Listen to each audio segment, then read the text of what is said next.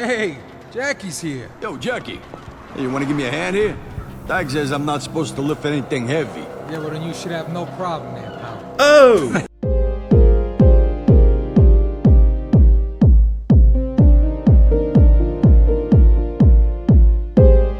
The Darkness 2 is a hard game to pin down.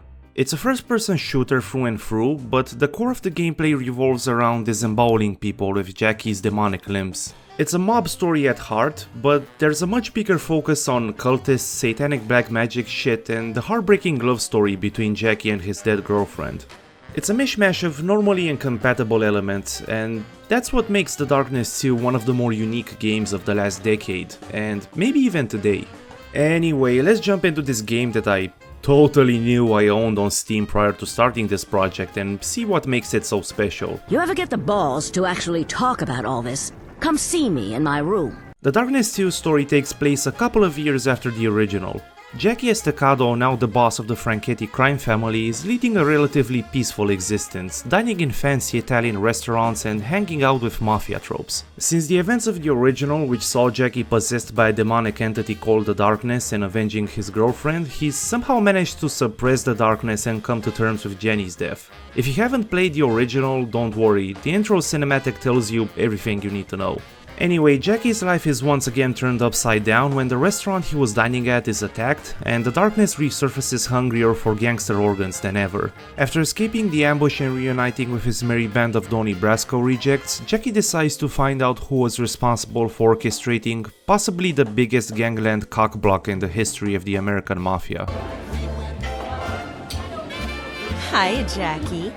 Remember us from the Candy Club? Well, do you? Sure he does. Trust me, ladies. I wish I did. So that's the gist of the story. It might seem like a typical mafia story at first, but it's really not. The plot is less about extorting mom and pop shops and more about demonic entities and crazed cults. So, in short, The Darkness 2 is less of this. Fuck you, Santa! And more of this.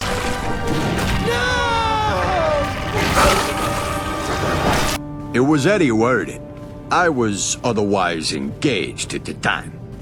He was busy snorting coke off a hooker's ass. Never could. Okay, I stand corrected. The Darkness 2 also kinda goes into Spawn territory by pairing Jackie with this foul, disgusting, Cockney-accented demonic imp.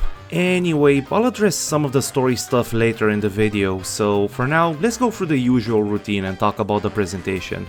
The Darkness 2 was created in the Evolution engine, which powered Digital Extreme's previous title, Dark Sector. Unlike its predecessor, which had a gritty and relatively realistic look, the Darkness 2 uses a comic book art style vaguely reminiscent of the original 13. The majority of the game's assets were hand-painted, which is mind-boggling considering the level of detail on display and also explains the game's short duration now that I think about it. Thanks to the comic book art style, The Darkness 2 still holds up in the visual department. A great example is the New York skyline, which you get to admire in between missions. Don't get me wrong, it's not the absolute pinnacle of video game graphics, but it does a great job of setting up the mood and atmosphere of the game. Of course, there are some low-res textures and pop-ups here and there, and the facial animations are not the best, but overall the game has aged like a fine wine. Not like an expensive wine, but an above-average supermarket wine that you pop open to celebrate a job promotion or something. I don't know a thing about wine. However, I'm less impressed by the level design. There are a couple of levels that stand out, like the brothel, the cemetery, and maybe the amusement park, but the rest of them are pretty generic. Like this warehouse level, for example. Yeah. Can we please retire warehouse levels from video games? They're so boring and uninspired. Gonna need more than me to clean up this mess. So let's talk about the gameplay now. Unlike The Darkness 1, which featured some open world elements, The Darkness 2 is entirely linear. It's a very story-driven game with frequent and lengthy cinematics and no side activities. You basically walk down a corridor and shoot everything. So if you're expecting to slither through subway networks and nab mobsters from the darkness of a moldy air vent, you're gonna be disappointed. Which brings us to Jackie's demonic tagliatelle. These disgusting tapeworm-like limbs are Jackie's main damage dealers, and presumably the main reason why the Franchetti crime family is apparently immune to the RICO Act. Jackie's eldritch spaghetti can kill with the brutality of a coked-up Vlad Tepes. You'll see people being impaled, dismembered, decapitated, and downright cut in half, just to name a few. If you're feeling creative, pipes, pool cues, trash cans, boxes, explosive canisters, and even bodies can be hurled at enemies for some sweet environmental kills. Along with his fiendish fettuccine, Jackie also has a wide arsenal of weapons at his disposal, from pistols, shotguns to submachine guns and assault rifles, most of which can be dual-wielded. Even though the shooting feels tight and visceral for the most part, it's somewhat dragged down by the fact that ammo runs out faster than Davey Scatino's credit during Tony Soprano's executive poker game. This means that you're forced to rummage through piles of bodies for weapons and ammo while fighting, which kinda ruins the flow of the combat. Keep in mind that this might just be a case of me being bad at the game, but it's still something to consider. While Jackie's infernal linguine make him a force to be reckoned with, he's not immortal. The cultists who appear later in the game sport shields, armor, blinding lights that can nullify your powers in an instant, as well as these annoying as shit weapon snatching whips. They can kill you in an instant if you're not paying attention, so you'll be forced to approach each encounter strategically instead of wiggling your satanic papardelle in all directions. Making sure to destroy any light sources, flank shield bearers and stun armored enemies will save you a lot of headaches. The Darkness 2 also features some light RPG elements. Killing enemies through various means, eating hearts and performing executions will net you essence, which can be used to purchase abilities and upgrades at talent shrines. The skill tree confers the game with some degree of replayability, but not a whole lot sadly. The Hitman tree, for example, consists solely of boring passive upgrades. You can beat the game without investing a single point in this. Moreover, you can respec at any time, so I guess maybe 2 playthroughs at most are enough to see all the cool stuff, like the swarm and this badass black hole vortex thing. Now, I do have one more pet peeve when it comes to the gameplay. For one, the combat gets slightly repetitive by the end of the campaign. I'm assuming the devs were aware of this issue and tried to solve it by increasing the difficulty in certain late game fights, but this didn't do anything other than creating some of the most frustrating moments I've ever experienced in my many years of playing video games. Look, I know I've been complaining for half an hour, but I like the combat. It's fun.